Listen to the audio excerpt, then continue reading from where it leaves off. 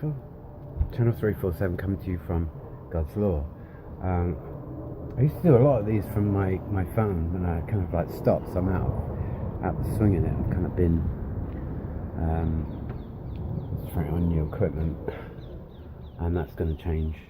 So it's kind of easier with this to get a picture of where I am, so I'm going to be doing more, and we're going to get back into the swing of doing these pieces to camera, PTCs, and they're more informal nature. They're more informal nature as a boat that wasn't there before. We shall find out more about that soon. Let me just go. I wanted to do a truth, right? Political activism, solidarity, creativity. I moved onto a boat, right? It's a singular activity of living by myself on the river with other boaters who are as mad as me. And let me just say, I spent 3 years in Runnymede Eco Village, right, as a part of the protest movement, which started actually Occupy.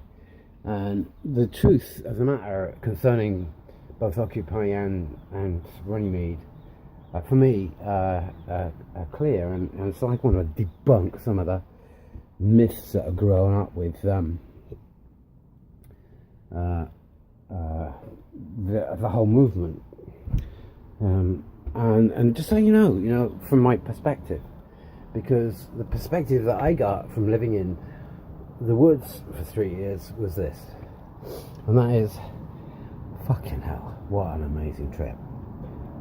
Actually moving into the woods, after being called a madman and kind of running out of London, moving into the woods and living with a fire and spring water only, it doesn't have fluoride in it, and so kind of helps clear your pineal gland. The whole experience of experiencing nature, amazing. The people that came with it, however, well, I'm not knocking. I met some interesting people. In fact, let's get this in perspective, because it's kind of worth trying to get into some perspective. I know that in myself, I spent 3 years kind of getting in touch with a part of me that I had known before, which included, making some very close friends, few. But experiencing what I kind of realized would be true anyway, because, I'd long since, if you get to the age of 60 and you're kind of still protesting, you're unusual. They don't like my age still protesting, as if they were kind of some kid on the street trying to change the world in front of them. My age, right, they're watching me because no one should get to my age and still be kind of like shouting for freedom. Truly. It's unheard of. And so here I am, I'm still doing it. But what I'm knocking and what I'm kind of trying to expose is that the system we live in is such a fucking prison that the whole protest movement is a bit of a delusion. Well, not just a bit of a delusion, it's a big, huge delusion. So, on the short of it is, take Occupy, right? Or no, let's start with the most obvious, climate camp, right? Which has been going for some time, Al Gore, right? Well, if you were running a corrupt system, wouldn't you be looking for ways to keep the system corrupt? And wouldn't you be looking for ways to divert what might be considered protest from it ever succeeding? Of course you would. You'd put money into it. And as we well know, money and the military and the defence of the country and go well together. In other words, the taxpayers' money is used to propagate and subvert true justice and actually keep the world at war. Because as we know, previous prime ministers, in my lifetime, obviously can point to Thatcher and Tony Blair, you know, both from both sides of the political spectrum, ending up, what are they doing?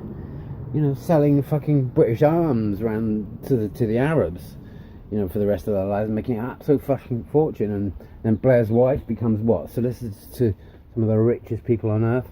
Well, if you think that's if you think that's kind of like good politics, well, it ain't. It's a con. So, you know, that it's there, black and white in front of you, from previously supposedly, you know, respectable people, should point to the fact that it could possibly be true again. And if you do the work, you find out it's true. Nor is it true again, but it's riddled. I'm meaning that the whole protest movement is riddled with inside job, and it's directed to fail. So all those names, you know, which I'm not jumping on yet, but I will, because it makes no difference, because it's all a fiction, right? Everything is a fiction, including you know, the ideas that come out of the centre that kind of propagate some kind of like strange phenomenon that turns out to be a mythology that it didn't exist, and it's kind of going to drop from the mind of man. Well, you know, Runnymede, let me say,